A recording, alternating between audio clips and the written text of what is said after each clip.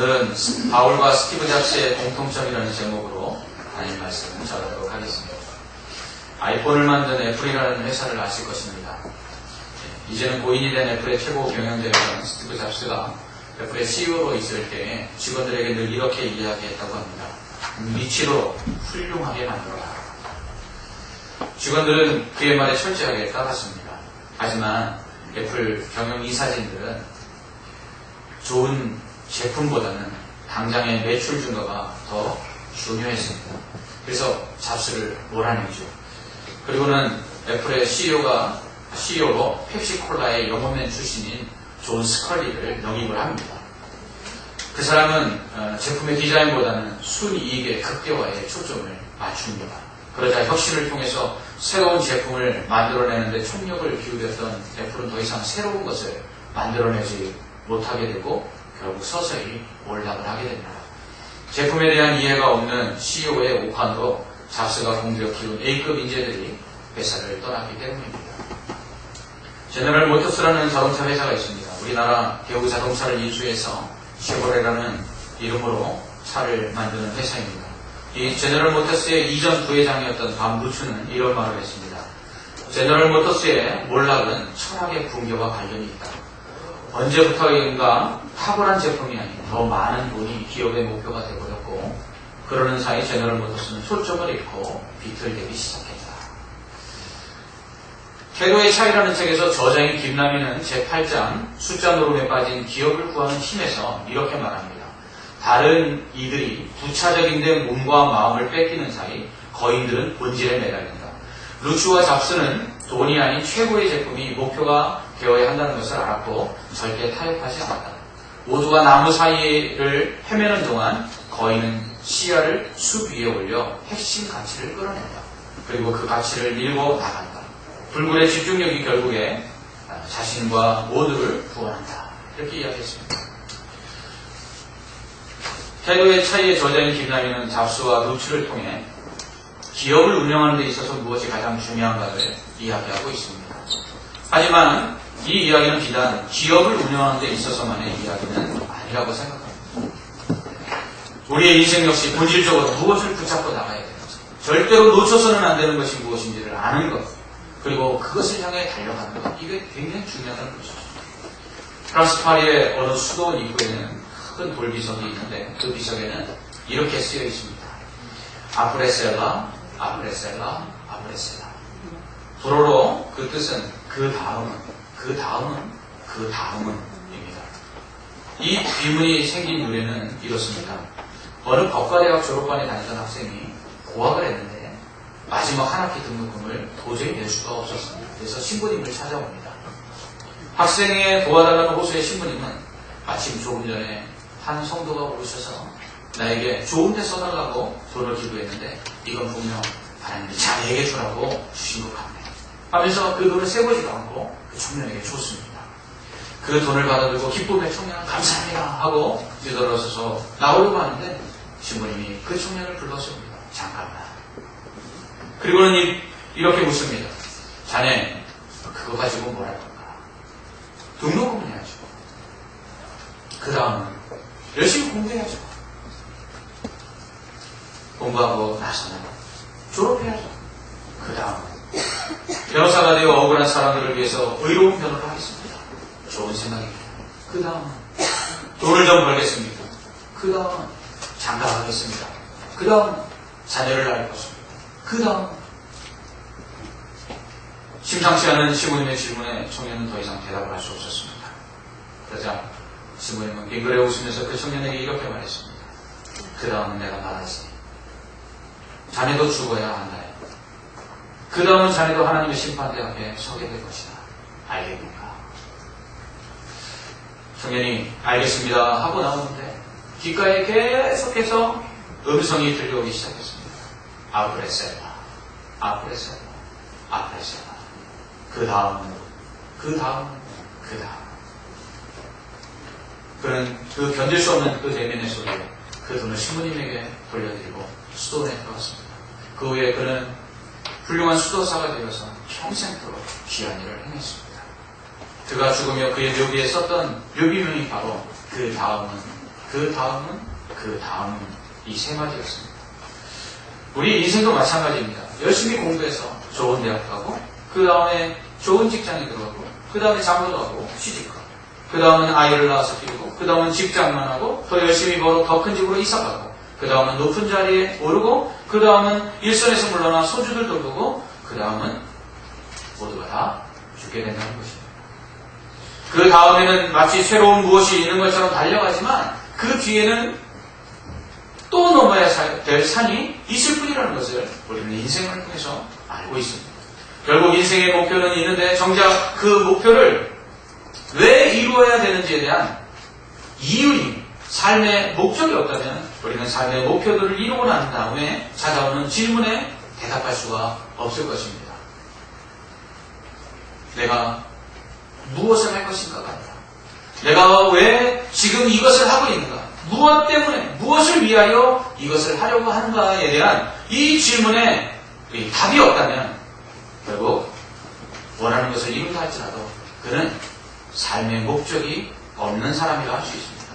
그런 사람은 자신이 이루려고 하는 목표를 이룬 다음에 그 다음에 무엇을 할 것인가로 또 고민할 수밖에 없고, 그래서 계속해서 그 다음 자신이 원하는 것을 이루지만 궁극적으로 왜 지금까지 그 일들을 이루어 왔는지에 대한 궁극적인 질문, 무엇 때문에 지금까지 이렇게 살아왔는가? 라고 묻는 질문에 결국은 답을 하지 못한다는 것입니다. 목표는 단지 목적을 이루는 수단일 뿐입니다. 그러므로 목표는 바뀌어도 목적은 바뀔 수가 없습니다. 한 가정의 행복이 목적이라면 행복을 위해 여행을 가거나 또 영화를 보거나 맛있는 음식을 먹는 것은 목표입니다. 가정의 행복이라는 목적을 위해 여행이나 영화 관람, 식사 이런 것을 하는 것입니다. 하지만 그것은 선택할 수도 있고 선택하지 않을 수도 있는 가변적인 수단일 뿐입니다. 여행을 포기한다고 해서 가정의 행복이 없는 건가요? 영화 관람을 못한다고 해서 가정의 행복이 사라질 건가요? 가족들이 맛있는 식사를 하지 못한다고 해서 가정의 행복을 포기해야 되는 것일까요? 아닙니다. 결국 내 인생에 있어서 모든 것을 다 빼내도 빼내지 못하는 것, 그것이 바로 행복입니다. 그리고 그것이 삶의 목적입니다. 영화 관람을 빼도, 여행을 빼도, 가족 간의 식사를 빼도 가족이 행복하다면 그것이 바로 삶의 목적인 것입니다. 그러나 많은 사람들이 거꾸로 살죠.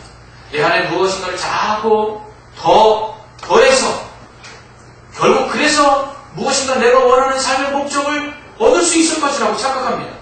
사람들은 인생에 계약을 집어넣습니다. 직장을 집어넣습니다. 결혼을 집어넣습니다. 성공과 출세를 집어넣습니다. 그런 다음에 그것들을 이루고 난 다음에 내 인생에 정말 바라는 것이 무엇인지 내가 찾을 수 있을 것이라고 생각합니다.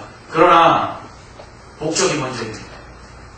내가 왜 살고 있는지, 내가 무엇을 위해서 살고 있는지에 대한 삶의 이유와 삶의 목적을 먼저 정해놓지 않으면 그 모든 것을 다 이룬 다음에 내가 왜 지금까지 이것들을 해왔지라고 결국은 주저앉게 되는 것입니다. 나아가 인생의 목표들이 이루어지지 않는다고 할지라도 인생의 목적을 붙들고 있는 한 다른 목표를 정하여 그 목적을 이룰 수 있습니다.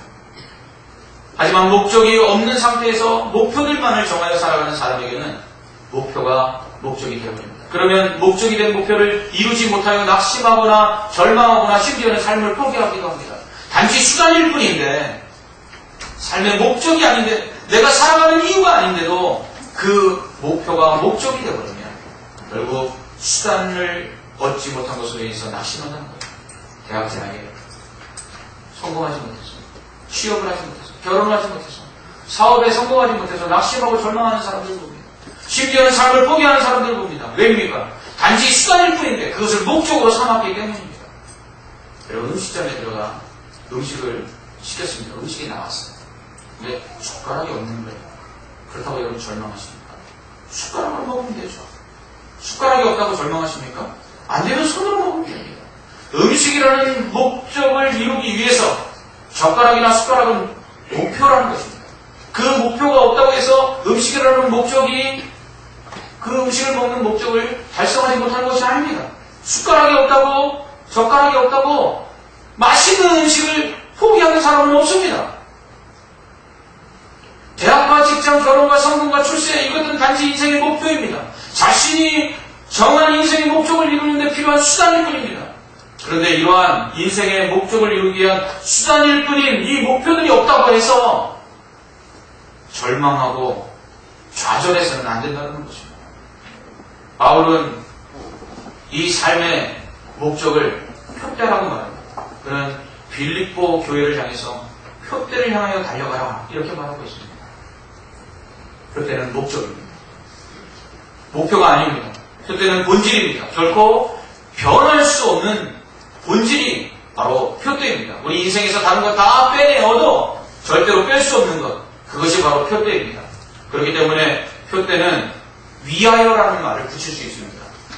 여러분 한번 해보십시오. 자신의 인생에서 내가 가장 목적으로 삼고 있다고 생각하는 것을 한 가지만 생각해 보십시오. 그리고 거기에다가 위하여라는 말을 붙여보십시오. 그리고도 어색하지 않거든. 여러분 그것은 삶의 목적입니다. 가족을 위하여, 아내를 위하여, 남편을 위하여, 자녀를 위하여. 이 위하여라는 말이 붙어도 전혀 어색하지 않은 말이 된다면 그것은 우리 삶의 표대입니다. 직장은 어떻습니까? 학교는 어떻습니까? 사업은 어떻습니까? 직장을 위하여 산다. 학교를 위하여 산다. 사업을 위하여 산다. 여러분 어색합니다.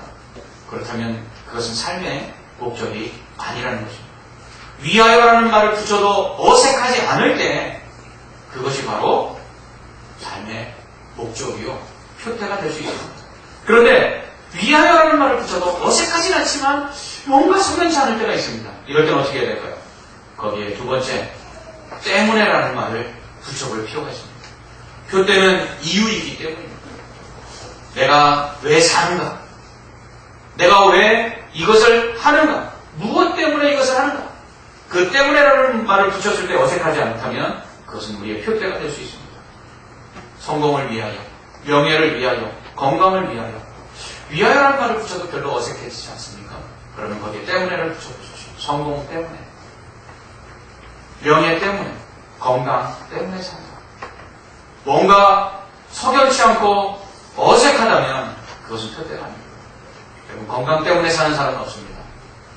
자신의 보다 나은 삶의 목적을 위해서 건강하려고 하는 수단일 뿐이지 건강은 목적이 아닙니다. 명예 때문에 사는 사람은 없습니다. 명예는 보다 나은 삶의 질을 위한 하나의 수단이지 그 명예 때문에 사는 것은 아닙니다. 명예를 잃었다고 삶을 포기합니까? 여러분 성공은 어떻습니까? 성공하지 못했다고 삶을 포기해야 합니까? 여러분 우리 삶의 표대로 정해놓은 삶의 목적들은 그것이 내가 진정 그것을 위하여 살 수 있는지 내가 진정 그것 때문에 살 수 있는지 점검해 봤을 때 거기에 예라고 대답할 수 있는 것 그것만이 진정한 삶의 표대가 될 수 있는 것입니다. 많은 사람들이 이 위하여 때문에 살아가야 할 삶의 목적들을 혼동하다가 실패하는 경우들을 봅니다. 요즘 아버지들을 뭐라고 부릅니까? 돈 벌어오는 기계라고 부릅니다.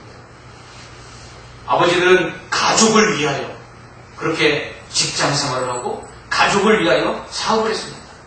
그런데 가족들은 뭐라고 이야기합니까? 아버지는 우리를 위하여 한계부가 있습니다. 우리가 아버지를 필요로 할 때 아버지는 직장을 위하여 사셨습니다. 아버지는 우리가 아버지를 진정으로 원할 때 사업을 위하여 사시지 않았습니다. 그런데 아버지는 왜 그 모든 것들을 우리를 위하여 하였다고 말씀하십니까? 요즘 자녀들이 아버지가 하는 말이에요. 우리는 무엇 때문에 살고 있는지, 무엇을 위하여 살고 있는지 분명한 삶의 표대를 다시 재정비할 필요가 있습니다. 그렇기 때문에 표대는 최고의 가치여야만 합니다. 이것을 위해서 우리의 삶의 진정한 목적들이 진짜 표대인지 아닌지 점검해 볼 필요가 있습니다. 다른 모든 것들을 다 우리가 버린다 할지라도 버릴 수 없는 마지막 남는 것 우리 인생에서 다 빼버려도 마지막 빼버릴 수 없는 절대적인 것 이것이 우리 인생의 표대라는 것입니다. 그렇기 때문에 우리는 그 인생의 표대를 예수 그리스도와 비교할 필요가 있습니다. 예수 그리스도와 비교했을 때 가치가 있는 것은 표대가 될 수 있습니다. 그러나 예수 그리스도와 비교했을 때 가치가 없는 것은 그것은 결코 표대가 될 수 없습니다. 바울은 빌립보 교회에 들어온 유대인들이 할례를 행함과 율법을 지키는 것을 이방인인 빌립보 교회 성도들에게 자랑하자. 그러면서 그들에게 율법을 지키고 할례를 행하라고 하자. 야, 그런 건 자랑할 게 못돼. 그러면서 자기 자신에 대한 자랑을 늘어놓습니다. 자기는 난직 8일 만에 할례를 받은 사람이라고 이야기합니다. 이스라엘 족속이요, 베냐민 지파요, 히브리인 중에 히브리인이라고 말합니다. 율법으로는 바리새인이라고 말합니다. 열심으로는 교회를 핍박하는데 얼마나 열심히 했는지 모른다고 말합니다. 또한 율법을 지키는 데 있어서는 흠잡을 데가 없다고 말합니다. 더군다나 그는 나면서부터 로마 시민권을 가지고 태어난 사람입니다. 거기에 당대 최고의 율법 선생인 가말리엘의 문화에서 율법을 배웠습니다. 육체로는 자랑할 만한 것이 너무나 많은 사람이었습니다. 당시 사람들에게 바울의 이 이력, 그 스펙은 누구나 부러워하는 그 부러움의 대상이었습니다. 한마디로 얘기하면 당시 사람들은 다 바울과 같이 되기를 원했습니다. 하지만 이런 스펙을 가진 그가 정작 이 모든 것을 배설물로 여기다고 말합니다. 그것은 그가 예수 그리스도를 만났기 때문이죠. 세상은 부러울 것이 없었다. 아니, 세상 사람들이 모두 부러워했던 그가 예수님을 만난 이후에 지금까지 사람들이 부러워하고 그리고 또 자기가 그것을 푯대로 삼고 살았던 모든 것들을 배설물이라고 이야기합니다. 왜냐하면 예수님이 누구신지를 알았기 때문입니다. 예수를 믿는 사람들을 핍박하며 자신은 하나님께 대단한 상 받을 만한, 칭찬받을 만한 사람이라고 생각했는데 다메섹 도상에서 부활하신 예수를 만나고 난 이후에 자신은 하나님과 원수되었다라는 것을 알게 됩니다. 율법이 원하는 의의 기준으로 볼 때는 흠잡을 데 없는 사람이라고 생각했는데 율법 아래에서 의롭다함을 받을 사람이 없으니까 자신도 죄인이라는 것을 깨닫습니다. 심지어는 죄인 중에 괴수라는 걸 알게 되죠. 예수님을 만난 이후에 자신은 상받을 자라고 생각했는데 심판받을 자라는 것을 알게 됩니다. 그런 그를 하나님은 원수요, 죄인 중에 괴수요, 심판받아 멸망당할 그런 자신을 오히려 사랑하셔서 하나밖에 없는 독생자를 십자가에 내어주시기까지 사랑하셨다는 사실을 알게 됩니다. 이 복음 앞에 무너집니다. 자신이 그토록 원하였던 바리새인으로 사는 것, 율법을 지키며 할례를 지키며 그렇게 하나님께 상받기 위해서 달려갔던 그 모든 것들이 예수 그리스도 앞에 아무것도 아니라는 것을 알게 됩니다. 오히려 그렇게 살았던 자신의 삶이 하나님과 원수된 삶이요, 예수 그리스도를 핍박하는 삶이요, 그리고 심판받을 삶이라는 것을 알게 되죠. 그러면서 그는 새로운 표대를 정합니다. 예수 그리스도를 위하여, 예수 그리스도 때문에 그는 그러한 표대를 정해놓고는 지금까지 자신이 목적으로 삼았던 최고의 율법 선생에서 배웠던 율법에 대한 지식들, 또한 율법을 행하면서 그 율법으로 말미암아 의롭다 자랑하였던 그 자랑들, 로마의 시민권으로서 돈 주고 살려고 그 시민권을 얻으려고 그렇게 애쓰던 당시에 나면서부터 로마 시민이었다는 모든 것들, 그리고 바리새인 중에 바리새인이라는 것들, 그는 그 모든 것들을 다 내려놓습니다. 오히려 할례가 믿음보다 못하다는 것을 알게 됩니다. 또한 당대 최고의 율법 선생인 가말리엘 문화에서 율법을 배우는 것이 또 율법을 지키는 데 있어서 흠잡을 데 없는다는 사실이 믿음으로만 의롭다함을 받는다는 사실 앞에서 아무것도 아니라는 것을 알게 됩니다.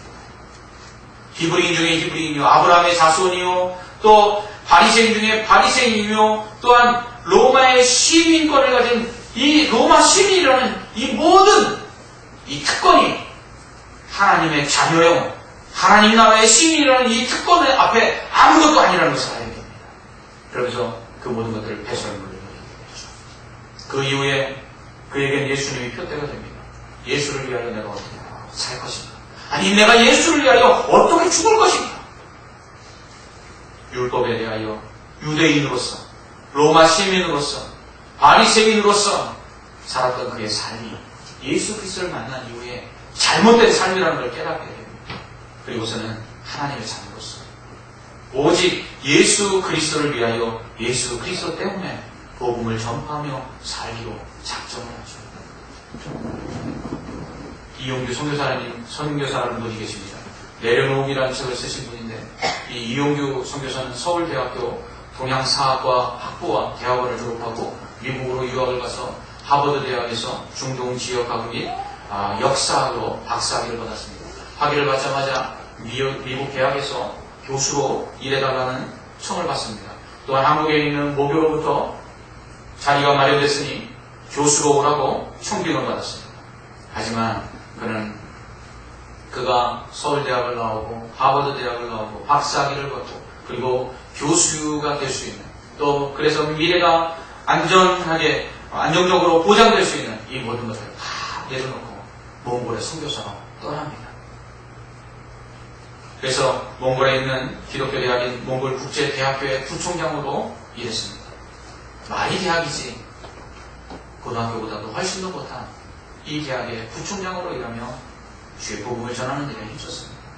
지금은 그렇게까지도 내려놨는데 하나님께서 이제는 아브라함처럼 떠나라 하시면 순종해야 된다고 생각하고 지금은 현재 인도네시아 자카르타에 기독교 대학을 세우기 위해서 그 기독교 대학교 설립 추진위원회 위원장을 맡아서 모든 것을 더 내려놓고 지금 인도네시아에서 사역하고 있습니다. 이용규 선교사는 이렇게 말합니다. 세상 진리는 우리가 내려놓으면 모두 빼앗긴다고 유혹하지만 하늘 진리는 우리가 내려놓을 때 온전한 우리 것이 된다고 약속합니다. 우리 인생에는 분명한 내 것처럼 보이지만 남김없이 내려놓아야 할 것들이 있다.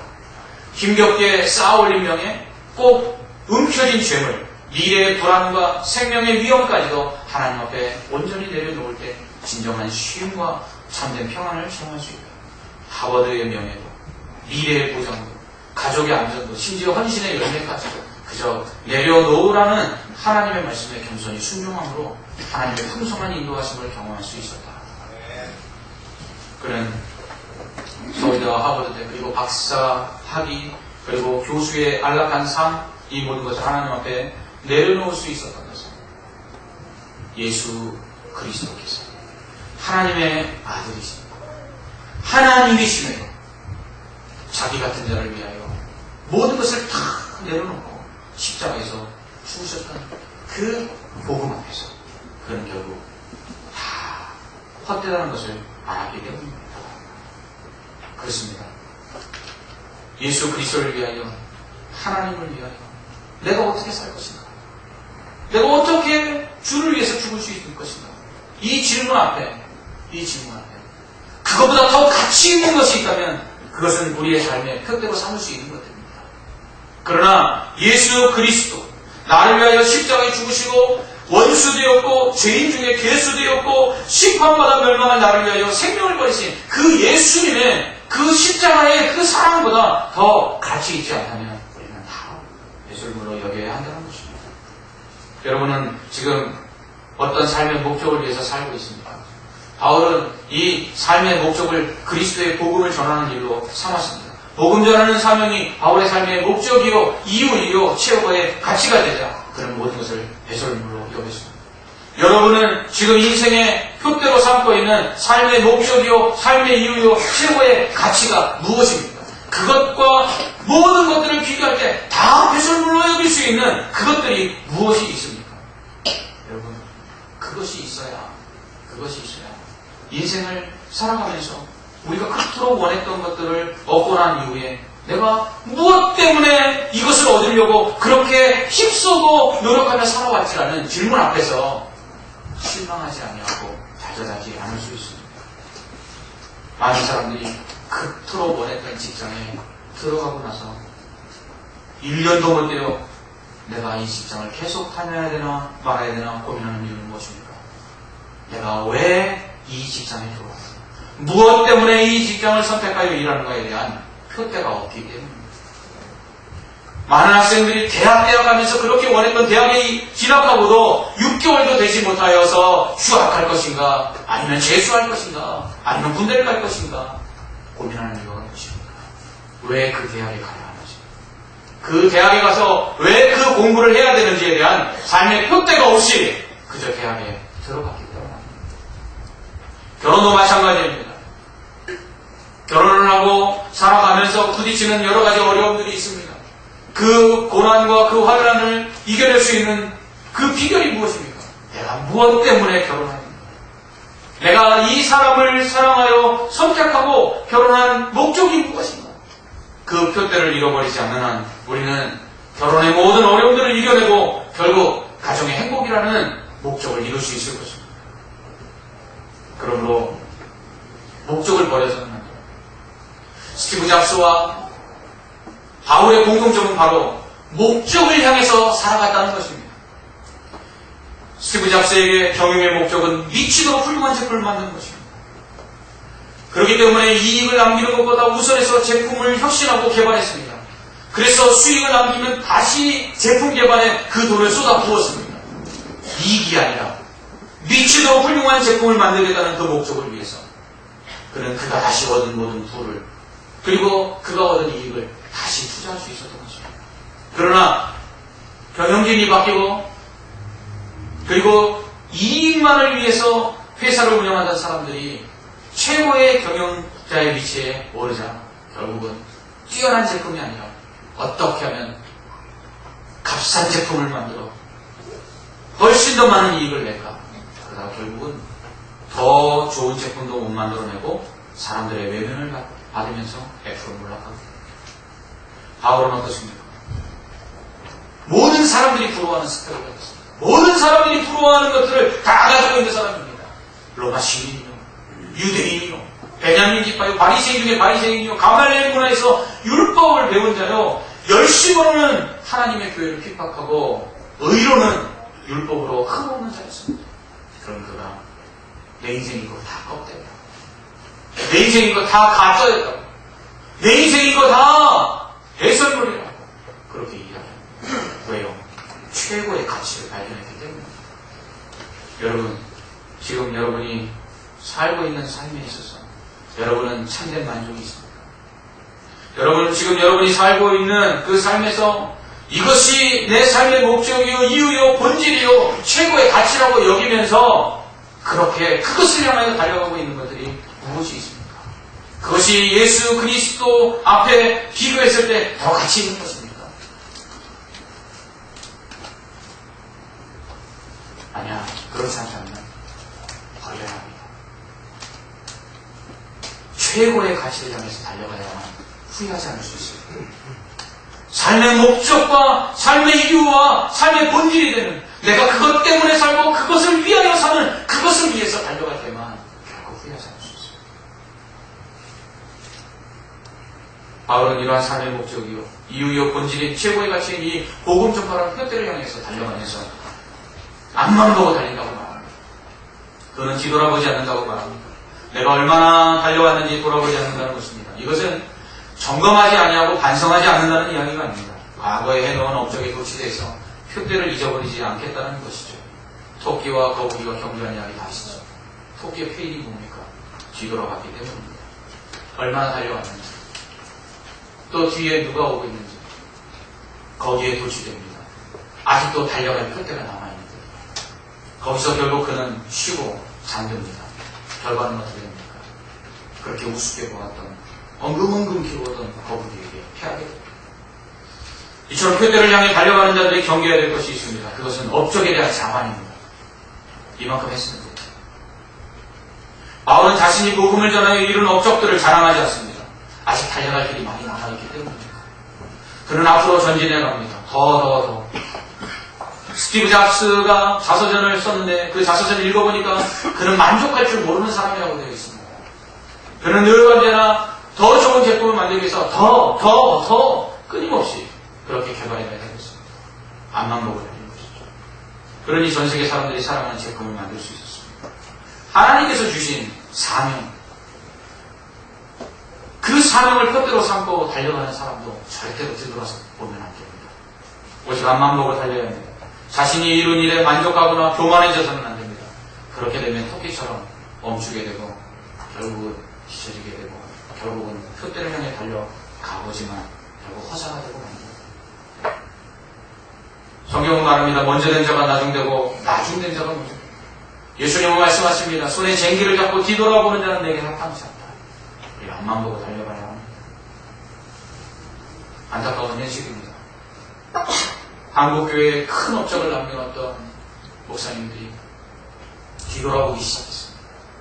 자기가 세운 예배당, 자기가 사역하여 이룬 성도들 수, 뒤돌아보면 안 될 그 뒤돌아봄을 그들이 행함으로 말미암아 그들은 결국 거기에서 만족하였어요.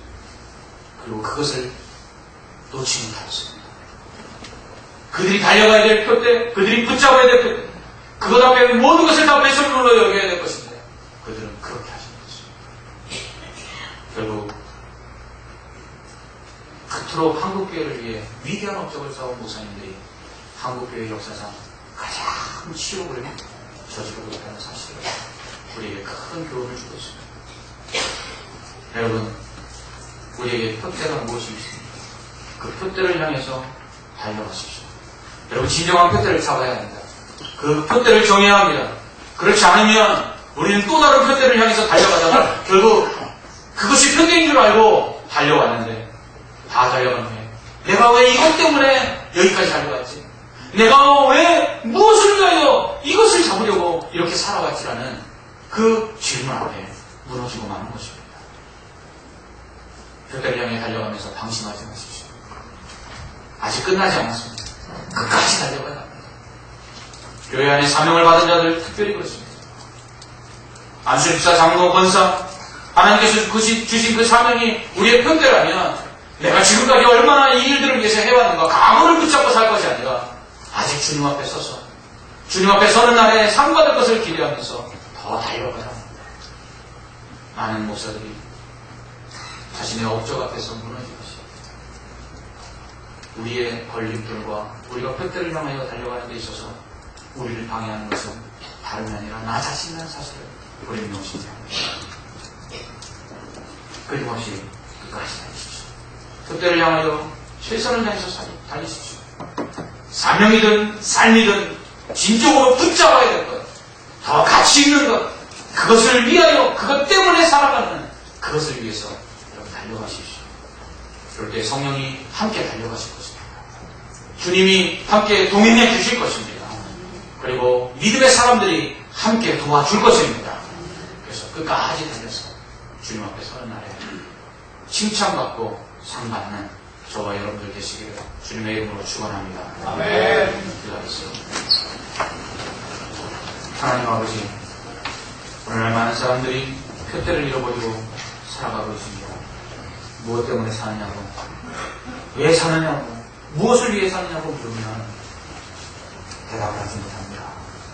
자신이 원하는 것을 이룬 다음에 그 다음엔 무엇을 이룰까를 끊임없이 생각하지만 그 마지막 최종적인 것을 이룬 다음에 이것 때문에 살았느냐고 물으면 그렇다고 대답하지 못하는 사람들을 보게 됩니다. 하나님, 우리에게 삶의 이유가, 삶의 목적이, 삶의 본질이 무엇입니까? 예수를 위하여 예수 때문에 살게 하시고 또한 주님이 주신 그보다 가치 있는 최고의 가치를 위해 표대로 삼고 달려가게 하여 주시옵소서. 그래, 다 달려간 후에 결코 후회하지 않게 하여 주옵시고 다 달려간 후에 주님이 주시는 상급을 받는 귀한 성도들 되게 하여 주시옵소서. 예수님 이름으로 기도하옵나이다. 아멘.